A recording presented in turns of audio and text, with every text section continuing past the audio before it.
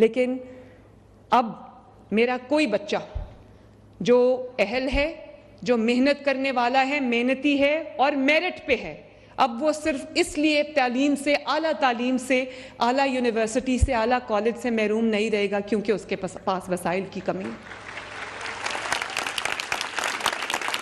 और इस बार मैं 30,000 स्कॉलरशिप्स दे रही हूँ इंशाअल्लाह ताला। अगली बार इंशाअल्लाह ये जो अब नया फिस्कल ईयर आ रहा है, इसमें ये स्कॉलरशिप्स को 30,000 से बढ़ा के मैं 50,000 तक लेके जाऊंगी इंशाअल्लाह ताला। और बहुत जल्दी हम सेकेंड ईयर के स्टूडेंट्स के लिए भी, थर्ड ईयर के स्टूडेंट्स के लिए भी मैं ये स्कॉलरशिप्स लेके आ रही हूँ। और आप जानते हो बच्चों, मुझे जितनी रिक्वेस्ट आ रही हैं खैबर पख्तूनख्वा के बच्चों की कि मैडम आप पंजाब की चीफ मिनिस्टर हैं, लेकिन अल्लाह का वास्ता हमारे बारे में भी सोचो। तो मेरा दिल है कि मैं खैबर पख्तूनख्वा और बलोचिस्तान के बच्चों के लिए भी स्कॉलरशिप्स लेके जाऊं। बच्चों, मैं आपसे इस स्कॉलरशिप के रिटर्न में कुछ नहीं मांगती। मैं सिर्फ ये चाहती हूँ कि आप मेहनत करो, अपनी ज़िंदगी संवारो, अपना मुस्तकबिल संवारो, अपने माँ बाप को अपने ऊपर फ़ख्र करने का मौका दो। मैं हर जगह जाके ये बात कहती हूँ और मैं इसको कह के थकती नहीं हूँ कि जिस बच्चे को उसके माँ बाप की दुआ होती है वो बच्चा कभी किसी मैदान में नहीं नाकाम हो सकता। ये लिखवा के ले लो मेरे से। जिस बच्चे के वालिदैन उससे राज़ी हैं, उसका रब भी उससे राज़ी है। और मैं आपके सामने एक मिसाल हूँ। मैं अपने ऑफिस के लिए जब घर से निकलती हूँ तो मैं अपने कमरे से सीधा पहले अपने वालिद के पास जाती हूँ, मैं उनको सलाम करती हूँ, उनसे दुआ लेती हूँ और उसके बाद मैं गाड़ी में बैठती हूँ। इसी तरह जब मैं अपने घर वापस आती हूँ, चाहे मैं जितनी भी थकी हूँ, जितनी भी मुझे देर हो जाए, मैं अपने कमरे में नहीं जाती। घर एंटर होते साथ ही मैं अपने वालिद के कमरे में जाती हूँ, पहले उनको सलाम करती हूँ, उनकी दुआ लेती हूँ, फिर अपने कमरे में वापस जाती हूँ। और आज अगर अल्लाह ताला ने मुझे इस चीफ मिनिस्टर की कुर्सी पे पहुंचाया तो ये अल्लाह ताला के फजल के बाद मेरे माँ बाप की दुआ है। तो मैं ये चाहती हूँ बच्चों कि आप अपने माँ बाप की दुआ लो। कभी गुस्सा भी आ जाए तो उनको आंसर बैक नहीं करना और बड़े छोटे का लिहाज करना है। कभी बदतमीजी नहीं करनी, बदतहजीबी नहीं करनी, लाइन को क्रॉस नहीं करना। उससे किसी का कुछ नहीं जाता, हमारी अपनी ज़बान ख़राब हो जाती है, हमारे अपने मॉरल्स ख़राब हो जाते हैं।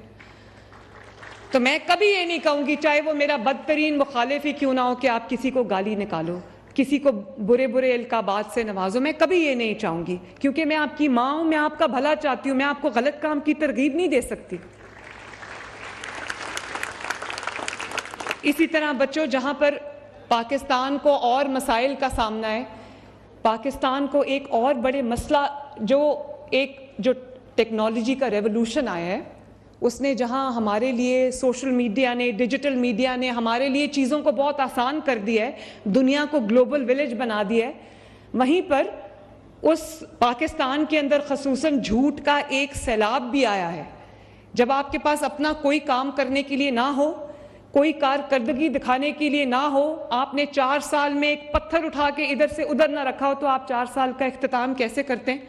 वो चोर है, वो खा गया है, उसको पकड़ लो, उसको घसीटो, आग लगा दो, सर तोड़ दो, फिर आप ये करते हैं। तो मैं ये समझती हूँ कि मेरे बच्चे पढ़े लिखे हैं, मेरे बच्चों के पास अल्लाह ताला का दी हुई अकल है, दानिश है, समझ है, मेंटल शार्पनेस है। पढ़ाई ने आपके जो दिमागी सलाहियतें हैं उनको और ज़्यादा होन किया है। तो मेरे बच्चों के पास ये सलाहियतें हैं। बच्चों, मेरी आपसे एक रिक्वेस्ट है कि जो भी सोशल मीडिया पे देखो, झूठ का एक बाजार गर्म हुआ होता है। कोई अभी सच तस्मे बांध रहा होता है, सच तस्मे बांध रहा होता है, झूठ पूरी दुनिया का चक्कर लगा के आ जाता है।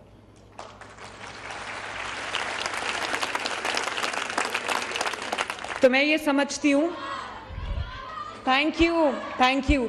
तो मैं ये समझती हूँ कि जब आपके सामने कोई पोस्ट आए, कोई रील आए, कोई ऐसी चीज़ आए, तो अपनी मैं ये नहीं कहती कि मुझे सपोर्ट करो, मैं सिर्फ ये कहती हूँ कि अपने मुल्क को अपनी नज़रों के सामने रखना। ये मुल्क हमारी माँ है, ये धरती हमारी माँ है।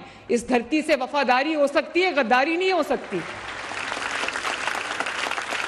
मेरी हुकूमत हो ना हो, ये मुल्क मेरा ही है, ये नहीं कि मेरी हुकूमत है तो मुल्क बहुत अच्छा है, मेरी हुकूमत नहीं है तो बाहर निकलो और आग लगा दो और जला दो और सर फाड़ दो और पेट्रोल बॉम्ब चला दो। ये नहीं हो सकता। इस मुल्क को आपने एक ही नज़र से देखनी है और वो है ये धरती माँ है हमारी, इसको माँ की नज़र से देखना है। और बच्चों एक और बात भी मैं कहना चाहती हूँ, आपका जो भी आपका फैसला हो, जिस तरह ये स्कॉलरशिप्स आपको मेरिट पे मिले, इसी तरह आपका हर फैसला, चाहे वो किसी को परखना हो, वो हर फैसला आपका मेरिट पे होना चाहिए कि मेरे मुल्क के लिए कौन क्या कर रहा है। क्योंकि ये आपका अकेले का फैसला नहीं है। जो फैसला आज आप करोगे, क्योंकि यूथ के हाथ में डिसीजन मेकिंग पावर है, मैं ये चाहती हूँ कि आप लोग मेरे हेल्पिंग हैंड्स बनो। मैं चीफ मिनिस्टर ऑफिस में आपकी मदद के बगैर कुछ नहीं कर सकती। और जो इंस्पिरेशन मैं आपसे ड्रॉ करती हूँ, जो मैं इंप्रेशन यहाँ से लेके जाती हूँ, मैं उसको अपने ऑफिस में बैठ के फिर मेहनत से हकीकत में डालने की कोशिश करती हूँ।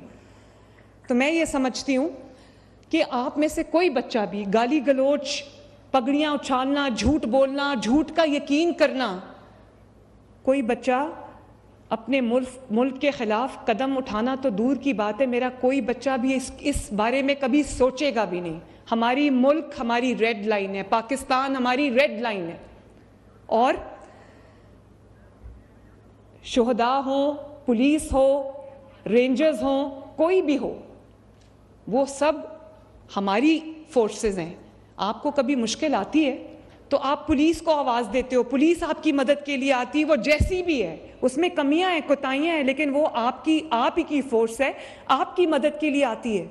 और वो रेंजर्स जिनको पॉइंट ब्लैंक रेंज पे गोलियां मार के शहीद किया गया है, वो वही लोग हैं जो हमारे मुल्क की हिफाजत के लिए, सरहदों की हिफाजत के लिए, आपकी जानों की हिफाजत के लिए अपनी जानें कुर्बान करते हैं। उन वर्दियों को डंडों पे टांगा गया जिन वर्दियों को पहन के लोग अपने मुल्क, अपनी मिट्टी, अपनी माँ की खातिर शहीद होते हैं।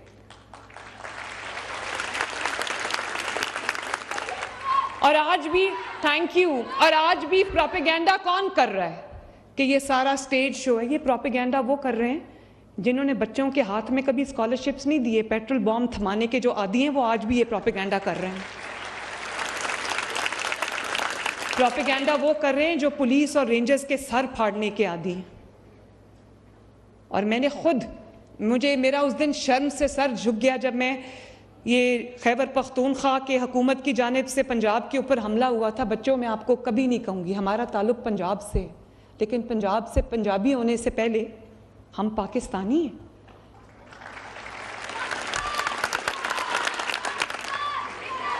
और पाकिस्तान जैसा हमारा फ़र्ज़ हमारे माँ बाप की तरफ है, हमारे घर वालों की तरफ है, इसी तरह हमारा एक बहुत बड़ा फ़र्ज़ हमारे मुल्क की तरफ है।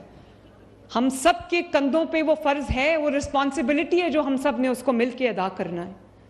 तो मैं तो आपको कभी नहीं कहूँगी कि वही मंसूबे जो आपकी फलाह व बहबूद के लिए बनाए जाते हैं, चाहे वो मेट्रो बस हो या वो मोटरवेज़ हो। अब मोटरवेज़ आपके लिए बनाई जाती हैं, कनेक्टिविटी के लिए बनाई जाती है, आपके सफ़र को आसान करने के लिए नवाज शरीफ साहब ने इतनी मोटरवेज़ के जाल बिछाए हैं।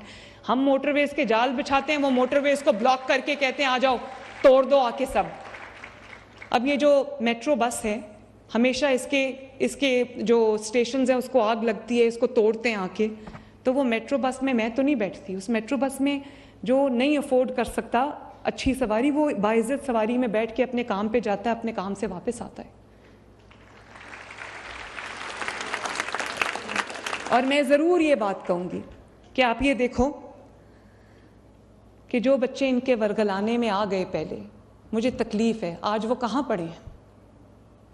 आज वो जेलों में हैं और उनको पूछने वाला कोई नहीं है। कोई बंदा उनको पूछने नहीं आया कि मेरे बच्चों तुम हमारे वरगलाने में आ गए थे, हमारे कहने में, हमारे बहकावे में आके तुमने ये काम किया है जिसकी पादाश में आज तुम जेल में हो। तुम्हें कोई पूछने वाला है? पूछो उनके माँ बाप से जाके। जब उनके माँ बाप खाना खाते होंगे तो उनके दिल में ये ख्याल आता होगा, मैं भी जेल में रही हूँ, मुझे अंदाज़ा है कि माँ बाप सोचते होंगे पता नहीं मेरे बच्चे ने, मेरी बच्ची ने खाना खाया है कि नहीं खाया। और जब वो एक अपने घर में आसाइश से, आराम से रहते होंगे तो उनको ख्याल आता होगा कि हमारे बच्चे भी जेल की सलाखों के पीछे पड़े। तो ये उनके मुस्तकबिल को बर्बाद करने वाले, उनको 10-10 साल कैद सुनाने वाले कैद में डलवाने वाले अपने बच्चे आराम से बाहर बैठे हुए हैं, उनको कोई खतरा नहीं है। इतना अच्छा काम है। नवाज शरीफ साहब के लिए कैंपेन 6 साल मैंने चलाई है ना, तो नवाज शरीफ साहब ने ये तो नहीं कहा कि मरियम तुम आ जाओ उस कौम के बच्चों को आगे कर दो। मैं खुद सड़क पे होती थी,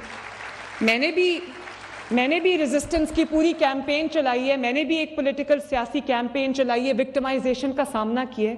लेकिन मैं आज अल्लाह ताला का शुक्र अदा करके ये बात कहती हूँ कि आज तक मेरे बदतरीन मुखालिफ की हुकूमत थी जिसने मुझे डेथ सेल में डाला, उस सेल में मेरी माँ चली गई, मेरे वालिद, बूढ़े वालिद को जो दिल के मरीज थे उनको डाला, लेकिन आज तक कभी हमने ये नहीं कहा कि बाहर निकलो और अपने मुल्क को जला दो, क्योंकि हुकूमत किसी और की हो, मुल्क तो मेरा है, पाकिस्तान तो मेरा है। और आज वो बच्चे माफी मांग मांग के बाहर आ रहे हैं।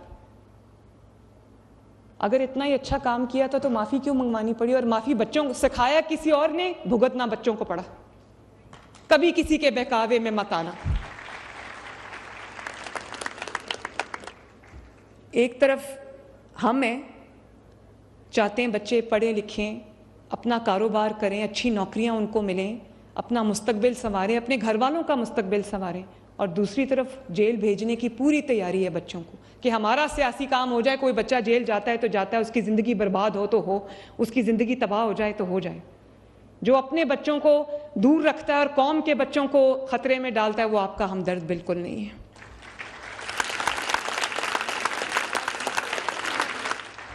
और आप लोग समझदार हो, आप नहीं देख रहे कि 4 साल पहले महंगाई 38% पे थी, गरीब के लिए 2 वक्त की रोटी खाना मुश्किल था, लोग फाके कर रहे थे, और आज वही आप देख रहे हो ना कि आज वही महंगाई जो है वो 38% से कम होकर नीचे 4% पे आ गई है माशाल्लाह।